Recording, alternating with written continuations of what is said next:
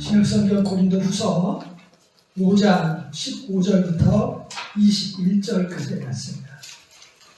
그가 모든 사람을 대신하여 죽으시면 살아있는 자들로 하여금 다시는 그들 자신을 위하여 살지 않고 오직 그들을 대신하여 죽었다가 다시 살아나신 이를 위하여 살게 하려 함이라. 그러므로 우리가 이제부터는 어떤 사람도 육신을 따라 알지 아니하노라. 비록 우리가 그리스도도 육신을 따라 알았으나 이제부터는 그같이 알지 아니하노라. 그런즉 누구든지 그리스도 안에 있으면 새로운 피조물이라. 이전 것은 지나갔으니 보라 새 것이 되었도다.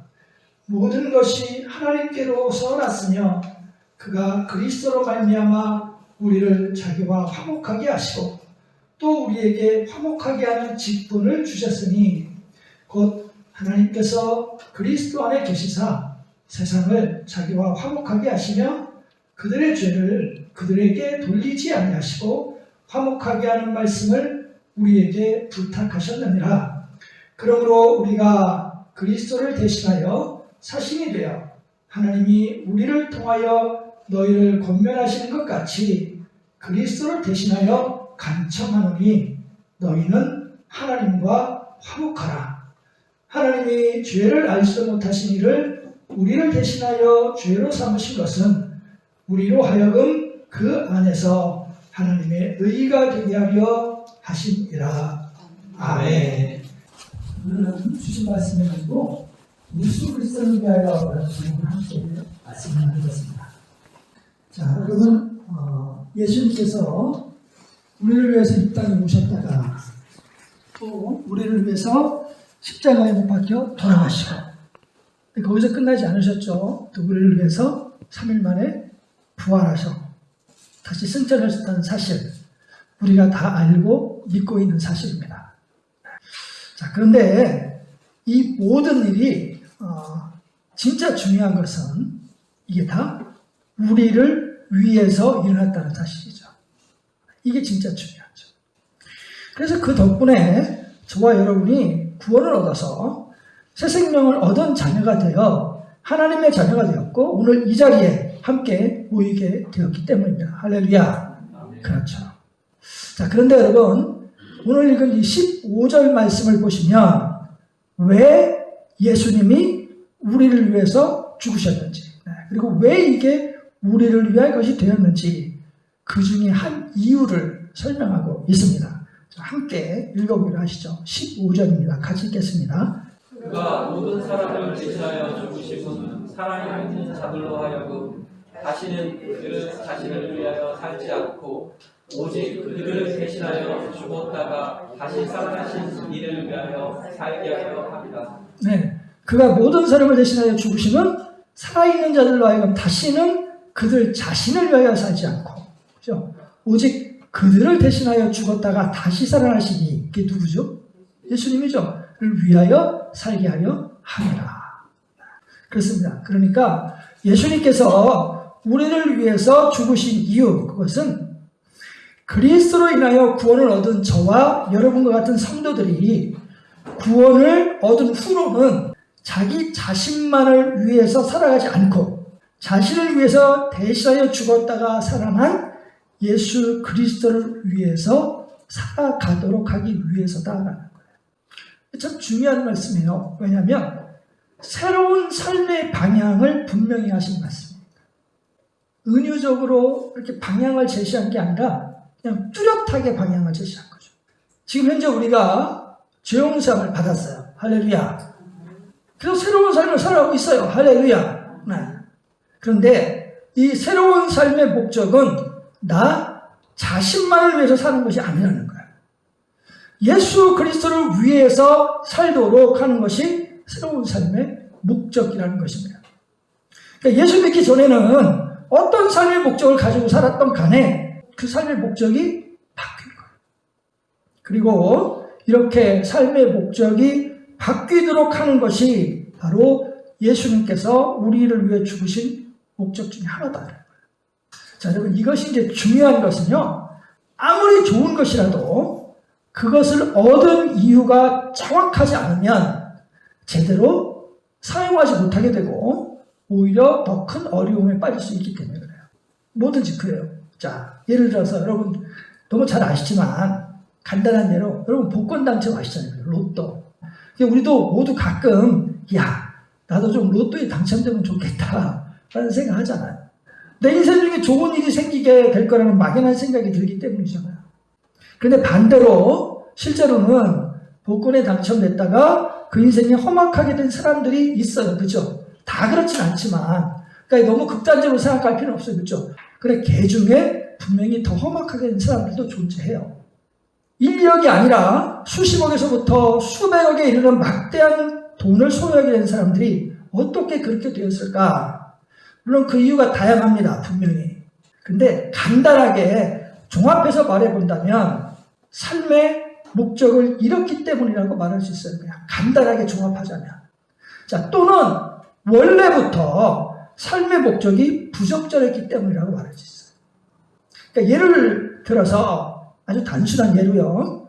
자, 돈 좀 벌어서 좀 잘 살아보겠다. 원래부터 목적이 그랬어요. 이분들이. 예를 들어서. 그 경우에 이미 그 목표를 초과 달성하게 되면 그럼 그다음부터는 어떻게 될까요?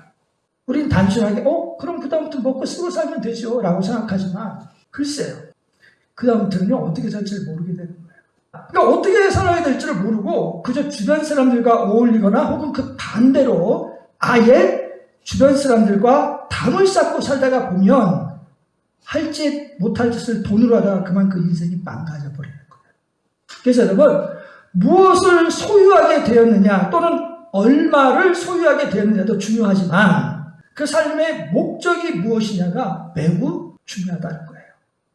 자, 여러분 그런데요. 이 중요한 게요. 여러분 이제 성인이니까 우리만 그럴까요? 아니에요. 우리의 자녀들 또한 그럴 것이다 이거예요.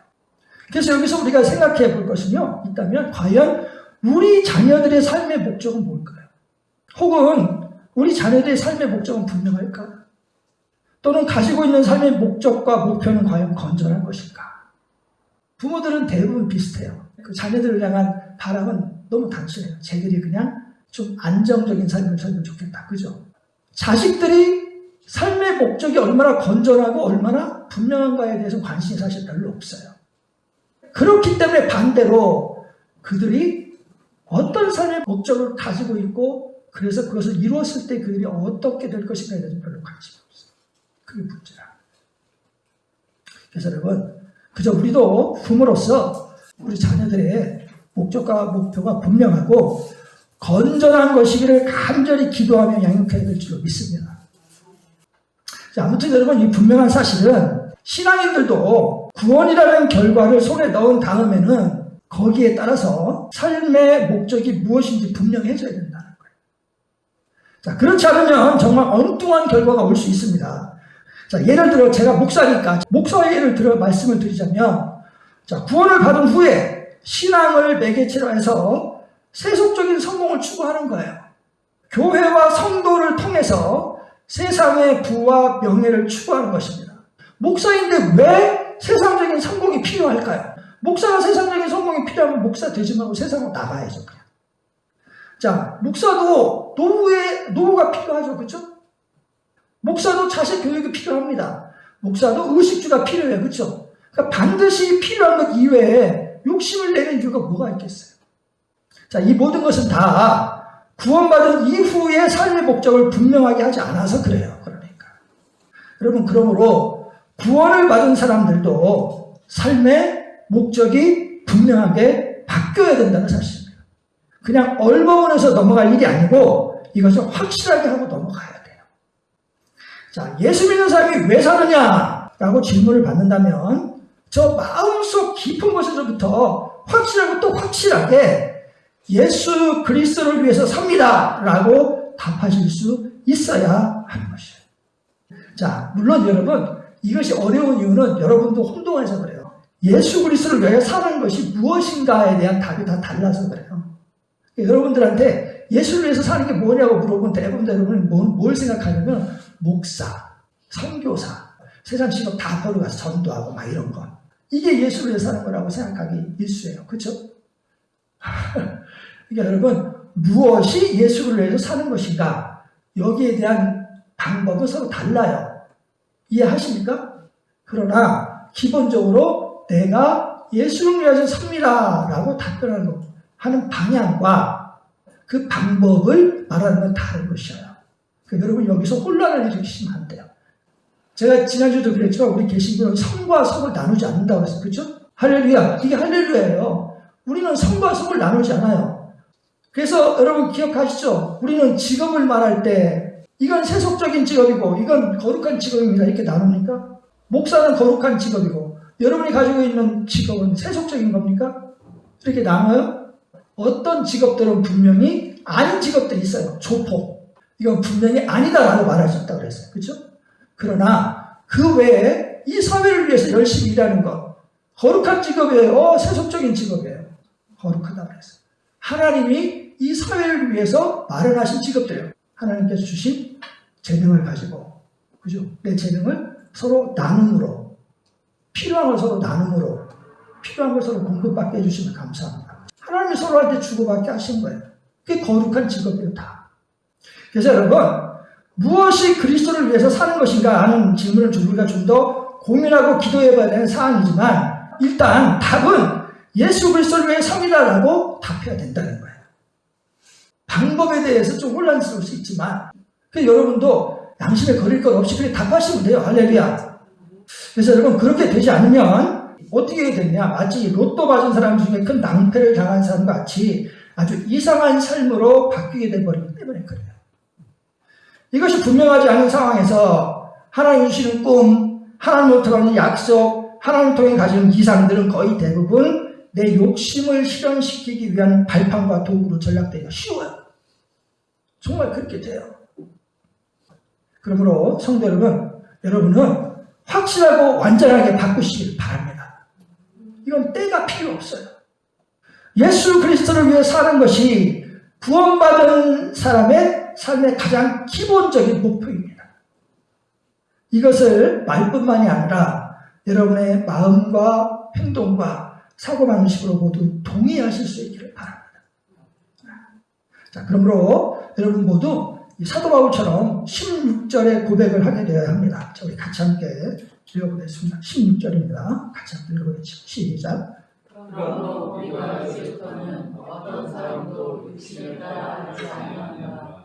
비록 우리가 그리스도도 육신을 따라 살았으나 이제부터는 그같이 알지 아니하노라. 네. 자, 예수님을 위해 산다. 그렇죠? 그 말은 이제는 더 이상 우리가 육신을 따라 알지 않는다는 건 똑같다는 거예요. 자, 이거를 공동 번역에서는 이렇게 번역을 했습니다. 같이 한번 읽어보시죠. 그러므로 우리는 이제부터 아무도 세속적인 표준으로 판단하지 않을 것입니다. 전에는 우리가 세속적인 표준으로 그리스도를 이해하였지만 이제는 그렇게 하지 않습니다. 네. 그러니까 목표가 바뀌었으니까 세속적인 기준으로 예수 그리스도를 이해하거나 따르지 않고 오직 새롭게 거듭난 영적인 사람으로서 예수님을 따르고 본받는 사람이 되는 거예요. 자, 여기서 18절, 19절의 말씀을 한번 읽어보시면 여러분의 바뀐 삶의 목표 중에 이제 그래서 하나를 발견하게 됩니다. 모든 것이 하나님께서 왔으며 그가 그리스도로 말미암아 우리를 자기와 화목하게 하시고 또 우리에게 화목하게 하는 직분을 주셨으니 곧 하나님께서 그리스도 안에 계시사 세상을 자기와 화목하게 하시며 그들의 죄를 그들에게 돌리지 아니하시고 화목하게 하는 말씀을 우리에게 부탁하셨느니라. 아멘. 자, 그죠? 목적 중에 하나가 뭐냐? 화목하게 하는 사람이에요. 사람을 화목하게 하는 사람. 그렇습니다. 그러니까 예수님을 위한 삶의 목표를 잡은 사람들은 사람을 화목하게 만드는 사명과 목표를 가지게 된다. 그러니까 이 말은요, 예수님께서는 여러분이 있는 곳에는 언제나 화평과 평안이 사람들 사이에 있기를 원하시고 기대하고 있다 한다 이런 거예요. 물론 여러분, 이 화평과 평안은 하나님과 사람들 사이에 이루어지는 것이고 또 그 방법은 예수 그리스도를 통하여 사람들의 죄를 용서해 주시는 그 방법을 사용하는 거예요. 그리고 우리가 이 화목하게 하는 직분을 감당하기 위해서 뭐를 바꿔야 되느냐? 사람을 보는 눈을 바꿔라는 거예요. 그래서 이제 16절에서 말씀하신 것처럼 예수 그리스도를 위해서 살아가기 위한 우리이기 때문에 예수님을 판단하기를 이 세속적인 기준으로 하지 않게 된 것과 마찬가지로 사람을 판단할 때도 세속적인 기준으로 내 생각대로 해서는 안 된다 이거예요. 네. 그렇게 해서는 화목하게 하는 그 직분을 감당할 수가 없다는 거죠. 그러니까 전에는 사람을 판단할 때는 이 세상의 사람들을 소유와 보이는 것으로 판단을 했어요. 성격, 인품, 도덕적인 윤리 기준 이런 걸로 판단을 했어요. 근데 이제는 예수님을 믿는 사람들은 더 이상 그런 기준을 가지고 사람을 판단하지 않는다는 거예요. 자, 뭘로 판단하느냐? 예수님은 뭘로 우리를 판단해요? 이게 중요하죠. 저를 한번 따라서 해보시죠. 그리스도의 사랑, 그리스도의 자비, 그리스도의 긍휼. 그렇습니다. 예수님이 우리를 뭘로 선택하셨느냐? 그리스도의 자비와 사랑과 긍휼로 판단하고 선택하셨죠. 그러니까 우리가 구원을 받은 거죠. 우리가 잘난 게 뭐가 있어요? 그렇잖아요. 그의 긍휼로 판단하고 우리를 구원하셨어요. 할렐루야. 그러니까 우리가 구원을 받은 거죠. 자, 그럴 때야 예수님께서 죄와 사망에서 고통을 당하고 있는 우리들을 불쌍히 여기고 사랑하셨듯이 우리들도 죄와 어둠에 고통당하고 있는 사람들을 사랑하고 보살피며 사랑하게 될 수 있다. 그래야 화목하게 하는 사명을 감당할 수 있는 거예요. 그렇잖아요. 자, 여러분 누가 화목하지 못합니까? 죄가 있고 허물이 많은 사람들이 화목하지 못하죠. 그렇지 않겠어요? 그런 사람들을 화목하게 하는 것이 진짜 자매죠. 자, 그러면 여러분 이 예수님의 눈을 여러분도 우리도 가지기를 바라고 특별히 예수님의 눈을 가지고 사람들을 판단하시기를 바랍니다. 사람은 돈도 아니고 수단도 아닌 불쌍한 영혼이요 하나님의 자녀가 될 영혼이요 섬기며 함께 나누어야 되는 영혼입니다. 이 눈이 여러분에게 있을 때 우리에게 있을 때 비로소 하나님과 화목하게 하는 직분을 감당할 수 있게 될 것입니다. 자, 언젠가 여러분에게 말씀드린 적이 있었는데요. 제가 과거에 영화를 좋아했는데요. 여러분 다수를 위해서 소수가 희생하는 건 익숙하시죠? 우리한테 굉장히 익숙한 단어예요. 다수를 위해 소수가 희생해라. 근데 제가 어렸을 때부터 미국 영화를 보면서 굉장히 이해 안 되는 그 부분이 뭐가 있었냐면요. 소수를 위해서 다수가 희생하는 거예요. 그런 장면들이 때때로 나오는데 정말 저로서는 이해가 안 되는 거예요. 어떻게 소수를 위해 다수가 희생할까? 근데 제가 이제 성장을 하면서 성경을 보면서 그 내용이 이해가 되기 시작했어요. 자, 예수님이 인간의 죄 없이 하여 하나님과 화목하게 만들기 위해서 희생하신다는 것은 사실 말이 안 되는 거예요, 사실은. 그러니까 여러분들은 우리가 인간이니까 우리가 귀중하죠. 그러니까 예수님이 우리를 위해서 죽으셨다면 우리는 귀중하니까 당연히 우리를 위해서 죽으시지. 이게 쉽사리 받아들여진단 말이에요. 근데 여러분 그냥 냉정하게 볼 때 하나님과 한번 무게를 비교해 보세요. 하나님과 우리를 비교해 보라. 하나님의 가치와 우리의 가치 뭐가 더 무거운가요? 그냥 당연히 하나님이 더 무겁잖아요. 근데 하나님은 하나님 자기를 희생해서 우리를 구원했다는 거예요. 성경의 질문이 그거예요. 그래서 자꾸 성경이 예수님을 우리를 사랑했다는 징표라고 자꾸 말하는 이유가 그거예요. 더 직설적으로 얘기하면요. 다이아몬드를 희생해서 진흙 한 주먹을 구한 거예요. 이렇게 받아들여지십니까? 근데 실제 그렇게 하신 거예요. 그러니까. 그래서 하나님 앞에서는 한 생명이나 100생명이 마찬가지라는 사실을 이해하게 됐어요. 그리고 동시에 성경에 보면 그랬죠. 한 마리의 길르는 양과 99마리의 양의 비유 나오잖아요. 그렇죠? 물론 거기엔 다른 뜻도 있지만 근데 어쨌든 그것도 쉽게 이해하게 됐어요. 그냥 받아들이게 됐어요. 이해한다기보다. 자, 여러분 이러한 사고방식의 변화가 있을 때 화목하게 하시는 하나님의 마음의 소원과 그 사명을 진실로 감당할 수 있게 되는 것입니다. 사실 이게 어려운 내용이에요. 또한 여러분, 예수 믿는 사람들끼리도 그 무엇보다도 그 사람 안에 예수 그리스도의 영이 있다는 사실 그 하나만으로도 귀하고 귀한 사람이라고 인정할 수 있게 될 것입니다. 예수 믿는 사람들끼리도 서로 왜 네가 귀하냐, 왜 당신이 나한테 귀해야 돼요? 인정하기가 어려울 때가 있어요. 근데 성경 말씀에 의하면 예수님의 영이 그 사람 안에 있다는 것 자체만으로 내가 그 사람을 인정할 수 있게 된다. 그래서 여러분 17절에 방금 읽은 대로 예수 그리스도 안에 있는 사람들은 모두 예수님의 죽음을 대가로 새롭게 태어난 사람들. 할렐루야. 그렇습니다.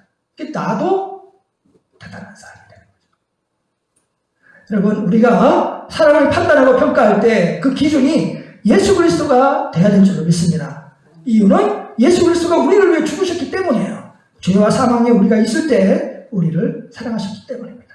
그러므로 이제 우리는 사람을 판단할 때 그 사람의 행위, 가진 것, 성품, 성격으로 판단하지 말고 그 사람 위해 죽은 예수님의 눈으로 판단할 수 있어야 될 줄로 믿습니다. 그래서 이 직분을 잘 감당하실 수 있기를 바랍니다. 네. 결론적으로 말씀을 드립니다. 자, 예수 그리스도를 위해서 사는 것, 이것이 구원받은 사람의 바뀐 삶의 목적입니다. 그리고 그 중에 하나가 바로 사람들을 화목하게 만드는 것입니다. 그리고 이를 위해서는 자연스럽게 사람을 판단하는 눈이 예수님의 눈으로 바뀌어야 합니다. 자, 예수 그리스도를 위해서 살아라! 이 말은 자칫 거부감이 들 수 있는 말입니다. 저도 참 이해를 합니다. 어떤 사이비 종교들에서도 이런 식의 말을 하기 때문에 그래요. 그렇죠? 또는 광신자들도 이런 말을 하기 때문에 그래요. 이런 말을 해서 가정이 깨지고 많은 것들이 깨지잖아. 정말 이해를 합니다.